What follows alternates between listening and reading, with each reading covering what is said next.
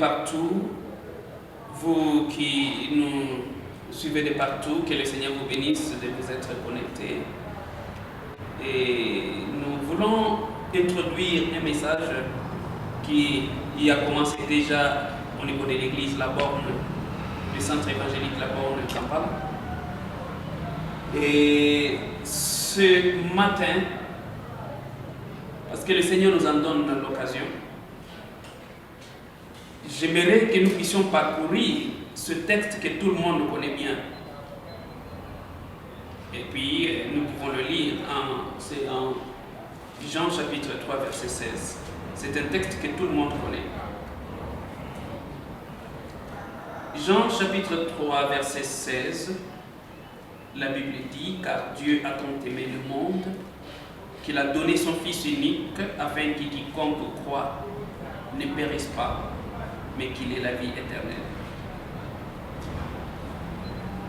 Car Dieu a tant aimé le monde, qu'il a donné son Fils unique, afin que quiconque croit ne périsse pas, mais qu'il ait la vie éternelle. D'emblée, lorsque nous lisons ce texte ici, je nous informe que c'est un texte qui est connu et mémorisé par tout le monde, ou la plupart, et à tous ceux qui lisent la Bible, c'est le texte qui a été véhiculé. Mais est-ce que nous en comprenons le sens? Est-ce que nous comprenons l'essence de ce texte? J'aimerais bien aimer, pendant cette série d'enseignements que nous lançons aujourd'hui, que nous puissions réfléchir ensemble. Et j'aimerais dire que ce texte, c'est un texte le plus connu de tous. C'est un texte qui est le plus connu de tous et le plus mémorisé. Et ce texte fait partie de ce moment où Jésus est en train de parler avec Nicodème. Et Nicodème qui était l'un des maîtres, l'un des grands enseignants, des grands docteurs. Quand il est venu auprès du Seigneur Jésus, il lui dit, « Maître, il n'y a point un autre maître qui peut faire les choses que tu fais. Et cela prouve que tu viens du ciel. Parce que les choses que tu fais, personne ne peut les faire. Mais le Seigneur Jésus n'a pas considéré son éloge. Il lui a dit, Nicodème, si tu n'es né de nouveau, tu ne verras pas le royaume de Dieu. Et lorsque vous regardez ces deux idées, elles paraissent être diamétralement opposées. Quand Nicodème lui parle des choses que Jésus fait, qu'il identifie en un fils de Dieu, mais Jésus lui dit, si toi tu n'es né de nouveau, tu ne verras pas le royaume de Dieu. Oui, c'est dans cette péricope où la conversation va tourner au point où Jésus va dire, car Dieu a tant aimé le monde qu'il a donné son Fils unique, afin que quiconque croit ne périsse pas, mais qu'il ait la vie éternelle. Et aujourd'hui, je vous dis, Dieu a tant aimé le monde qu'il vous a donné Jésus, son Fils, afin que quiconque croit ne périsse point, mais qu'il ait la vie éternelle. Et pour dire, si tu crois, tu ne périras pas, tu verras la vie éternelle. Et c'est pour cela que Jésus-Christ est venu. Mais maintenant, regardez, la grande idée qui a été présentée, ou qui est présentée dans cette péricope, ou dans cette péricope d'écriture, forme la fondation même de l'évangile, la base de l'évangile. Je parle de l'idée, de la grande idée qui est présentée dans ce texte, de Jean 3,16 est la fondation ou le fondement ou la base même de l'évangile.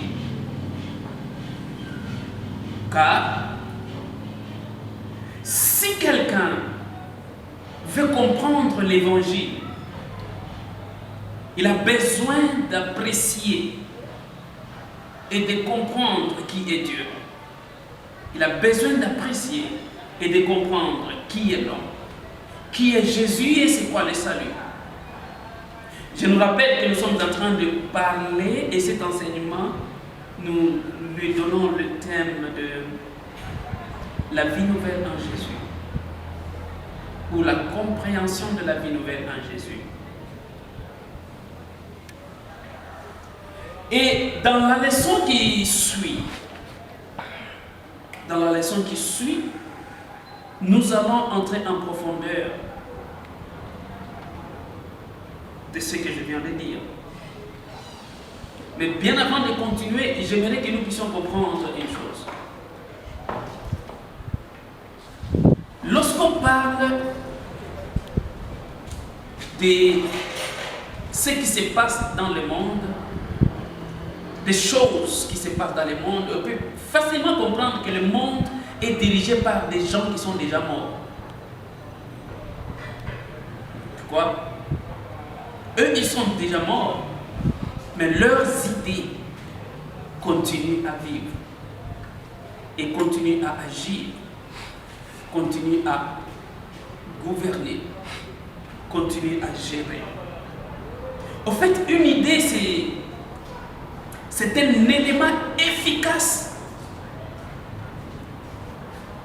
de la vie humaine. C'est une puissance qui ne peut être détruite ni même pas par une grande bombe, même par un quelconque virus. Une idée reste une idée. L'idée, c'est la pensée.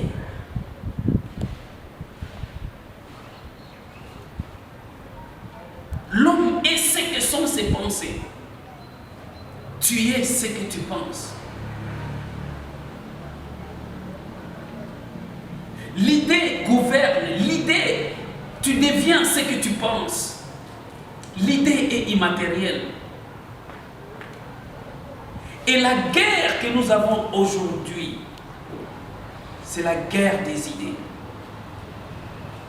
Pourquoi j'insiste sur l'idée? Parce que deux fois, bien aimés, beaucoup de gens se sont lancés dans l'œuvre de Dieu, se sont lancés dans l'œuvre de Dieu, dans le service, sans comprendre ni l'évangile, sans comprendre ni Dieu, ni Jésus, ni le salut, sans rien comprendre du tout. Et lorsque vous ne comprenez rien, vous ne ferez rien. On va commencer à affirmer tout, mais dans le faux. Vous pouvez même dire que non, je suis convaincu. Oui, vous êtes convaincu, mais dans le faux.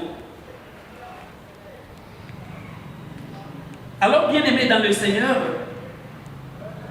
le premier point que nous devons devoir partager dans ce que nous voulons, dans cet enseignement, c'est Dieu. Dieu, c'est le Créateur qui aime, c'est le Créateur qui nous a aimés. C'est le Créateur, voudrais-je dire, qui nous a aimés et qui nous aime. J'aimerais que nous puissions comprendre ça. Et je vous lance la question, mais bien avant de saisir ma question, Jean 3,16 nous dit « Car Dieu a tant aimé le monde qu'il a donné son Fils unique afin que quiconque ne croit ne périsse point, mais qu'il ait la vie éternelle. » Dans ce texte ici, il y a des personnages. Le premier personnage, c'est Dieu. Le deuxième personnage, c'est le monde. Quand la Bible parle du monde, c'est le peuple. Quand la Bible parle du monde, il ne voit pas des bâtiments. Quand la Bible parle du monde, il ne voit pas des arbres. Quand la Bible parle du monde, il voit le peuple. Il te voit toi et moi. Car Dieu a tant aimé le peuple qui se trouve dans le monde. Et comment a-t-il exprimé cet amour? En donnant son fils Jésus. Pourquoi avoir donné son fils Jésus? Pour que quiconque, n'importe qui, parmi tout le peuple à qui Dieu a donné Jésus, qui croirait en lui, qui ne puisse pas périr, mais qu'il ait la vie éternelle. Alors, bien-aimés dans le Seigneur, l'une des plus grandes questions qu'une personne doit se poser, c'est qui est Dieu? C'est une question importante. Je ne sais pas combien de personnes parmi vous, parmi nous, se poser la question ou cette question avant qu'ils commencent à marcher avec Dieu. Est-ce que tu connais Dieu en qui tu crois, ou tu connais Dieu qui pourrait t'en servir? Est-ce que tu connais le Dieu que tu sers? Parce que tu ne peux pas dire que tu sers à un Dieu que tu ne connais pas. Mais très malheureusement, maintenant dans ce monde, les gens pensent ou croient connaître Dieu, mais ne connaissent pas. Les gens sont plus attachés à ce que Dieu fait qu'à ce qu'il est. La simple des questions que je peux vous poser. Qui est Dieu? Que répondrez-vous? Oui, je vois déjà la réponse. D'aucuns disent Dieu est le Créateur. Les autres disent Dieu est El Shaddai, El Shammah, Ata Elohoi, Mekadishkem, El Elio. Oui, ça ce sont les noms de Dieu. Oui. Pourquoi? Ces noms sont liés à ce qu'il a fait. Mais nous ne pouvons pas réduire néanmoins Dieu à ce qu'il a fait seulement. C'est grave qu'aujourd'hui, beaucoup de gens nous réduisons Dieu à la hauteur de nos problèmes ou à la dimension de nos problèmes. Nous réduisons Dieu à la dimension de nos difficultés. Nous réduisons Dieu à la dimension des problèmes dont nous faisons face. Et nous croyons que Dieu est seulement celui qui sauve, celui qui guérit, celui qui appelle à l'existence des choses qui n'existent pas. Nous diminuons la dimension de Dieu. Je vous dis, Dieu est grand de sorte que même le mot grand ne détermine pas la grandeur de Dieu. Même le mot puissant ne détermine pas la puissance de Dieu. Et aussi, on ne peut pas réduire Dieu à cette dimension.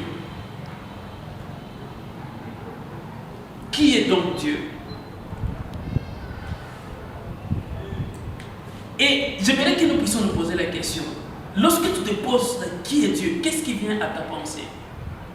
Parce que lorsque tu penses à Dieu, qu'est-ce qui vient à ta pensée? À quoi tu penses? Lorsque j'écris dans l'espace Dieu, qu'est-ce qui arrive à ta pensée? Cette idée qui vient à ta pensée, c'est cette idée qui va te gouverner,